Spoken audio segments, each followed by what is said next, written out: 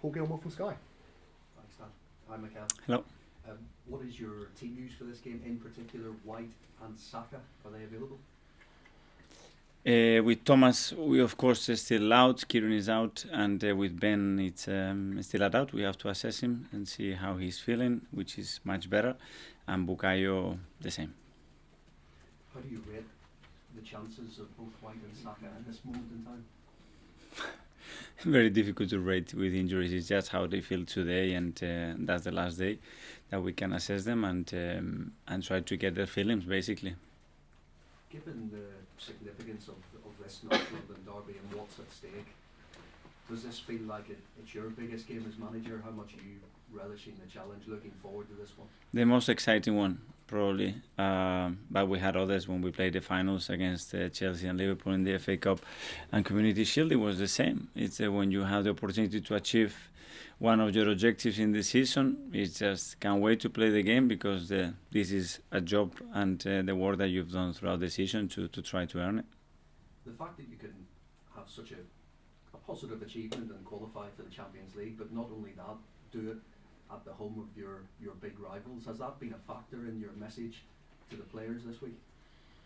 No, the message is clear that if we win against them, we're in the Champions League next season. And I don't think you need any more motivation and to tell them anything less than that. The opportunity is there, and we're going to play and go for it like we always do, because it's how we have come into this position, and that's how we're going to approach it. Looking further ahead, Manchester City have signed, are going to sign Erling Haaland. How much more difficult does that make it for all of the clubs, yourselves, Tottenham, Manchester United, Chelsea, to close that gap on the top teams? We expect that every team is going to reinforce and get better every single year, and it's been the case in the last 3 or 4 years in particular, and you can see the standards and the level of the top teams in the league, which is unprecedented in the Premier League history, and that's the level, and I think it's going to get only more and more difficult, and that's all the planning that we have to do, is to try to be at that level. When it comes to improving your own team, I think the agent of Gabriel Jesus has confirmed there have been talks with Arsenal along with a number of other clubs. What can you tell us about that, and why do you like him? You know that I don't talk about any players that are not with us. Thanks, Paul. Thank you. We'll go to Paul from PLP. Hi, Mikel. Hi. I believe before the North London derby at home this season, you had a long-standing club employee talk to the players about sort of hammering home what a big game it is, what it means to fans. I wondered if you could tell us how that went, what sort of impact you saw it have on the players. We try to approach every game emotionally as well, the best way, and there are moments and people that can't describe what a game means better than I do, or in a different way that I do, and we always try to find the right way to get the players in the right mindset to play the game that they have to play that day. You got anything special planned for this week, or has it happened already? Whatever we do, it's always indoor clothes, and we will continue to do that. It seems amazing that because of COVID and Spurs playing at Wembley, I think this is the first derby at Tottenham in front of a full house for 5 years or something. So most of your players will have never experienced it. Is it very different an occasion and atmosphere to a game at Stamford Bridge or on all the other big stages that the players have played? It's different because the history about the North London, we all know about it, and what it means to our fans, and after that it's a football pitch with a lot of noise and crowd that will be excited to support the team, and we will have our fans as well for sure, 100% behind the team. Thanks, Paul. Go to George from BBC. Mikel, hello. You've won North London derbies as a player. You've won one as a manager as well. What gives you the best feeling? Winning a manager or being a player? The winning factor is always the best feeling. It's different obviously as a player or manager, but in every occasion it's not just about winning, it's as well how you win those matches and the experience and that you go throughout the 95 minutes, especially when you play at home in front of your crowd.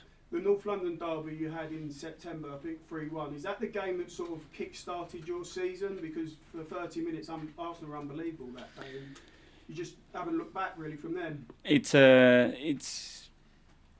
it's a lot of moments, I think, that define the season, especially what happened against Norwich at home as well. It was the turning point, and then we went to Burnley and we managed to win, and then we have that game that we capitalized on it, and we went to the next one. But yeah, it's difficult. Obviously, it's a moment that emotionally and the attachment with the fans helps to generate some momentum, and at the time it certainly did. How huge is this match in your Arsenal project? Because potentially what could come for Arsenal in the next 2 years compared to if you finish fifth could be quite different. So how big is it? How big does it feel? Well, we all know where we want to be, and the competition that we have to be involved in. And in order to do that, we have to achieve through the Premier League this season what we want to do, and the opportunity now is ahead of us. Ian from TalkSport. Hi, Mikel. You well? After the start to the season you made, where you lost 33 games, didn't score a goal, just describe for us how sitting here now, 90 minutes away from qualifying for the Champions League, how you've done it and how you feel. This is football, and things turn around really quickly, both ways. I just be surrounded by good people, make sure you believe in what you do, be consistent with it, and then I think with time things happened in the way that they have to happen. But in football sometimes they don't. So you need that element of luck as well. You need the element of support, and you need that ball to get in the net in the right moment when it needs to be. Were you driven on by the criticism you got from outside early on in the season? Well, you have to be prepared for that. This club is built, and the history tells you that you have to be the best in the country. You have to win every competition that you are involved with, and you have to deal with that pressure. And when you're not delivering results, it's part of the job. Arsene Wenger described winning or getting into the Champions League like winning a trophy. Mm. Firstly, was he right? And secondly, is that how you'll feel tomorrow night if you win at Spurs and you are in the Champions League? I hear that quote now many times from many different managers, and Arsene, I think he was the first one who said it, because he could probably see what was happening in this league and the difficulty of achieving that. Is the way he described it, and is the way he felt it, which is more important. I feel that for the club will be extremely important.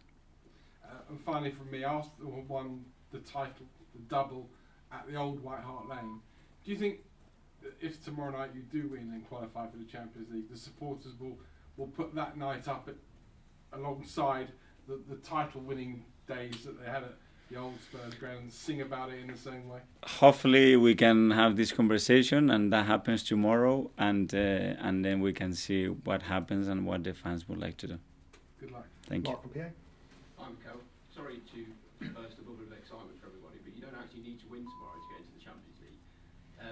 So do you have to explain that to the players to take a bit of the pressure off tomorrow night?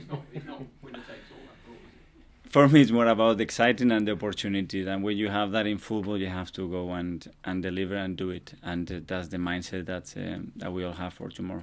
Does it take some of the pressure off, though, knowing you will get other chances to make sure you finish in the top four?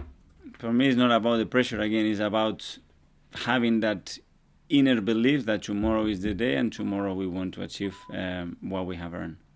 You mentioned earlier on some of your players, a lot of your players, in fact, haven't experienced a game at Tottenham.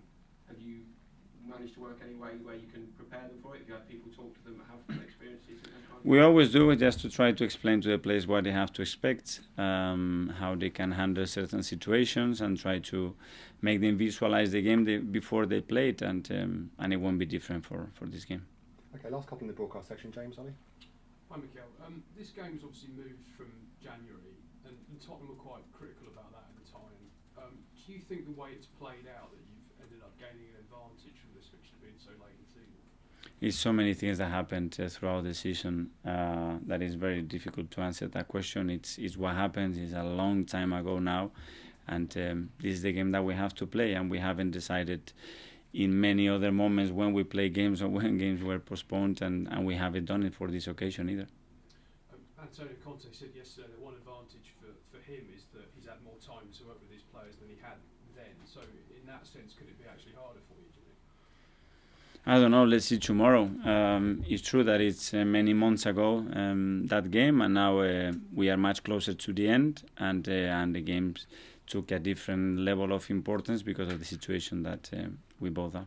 And just finally from me, I know you won't talk about Jesus, but in general, if whatever happens with Lacazette and Nketiah, are you looking for a striker this summer? I'm looking for the strikers that we have in the team, and this is my focus, and we have 3 games to go, and that's the only thing that I'm focusing. James Bench, CBS. It's been a very long time since anyone has won or picked up the result they needed away from home in a North London derby, but obviously you work with Edu, who was part of the team that achieved one of the great moments in North London derby history. Have you spoken to him, and has he spoken to the players about how you can raise your game on at this sort of moment? Yeah, we have spoken not recently, but in many occasions about as well what they did that season, how they won it, and it's great. That's why it's very important to have players that they've been through things that this squad hasn't been able to deliver yet, to share those experiences and help us. Thanks, James. That ends the broadcast section, so farewell to everyone on Zoom.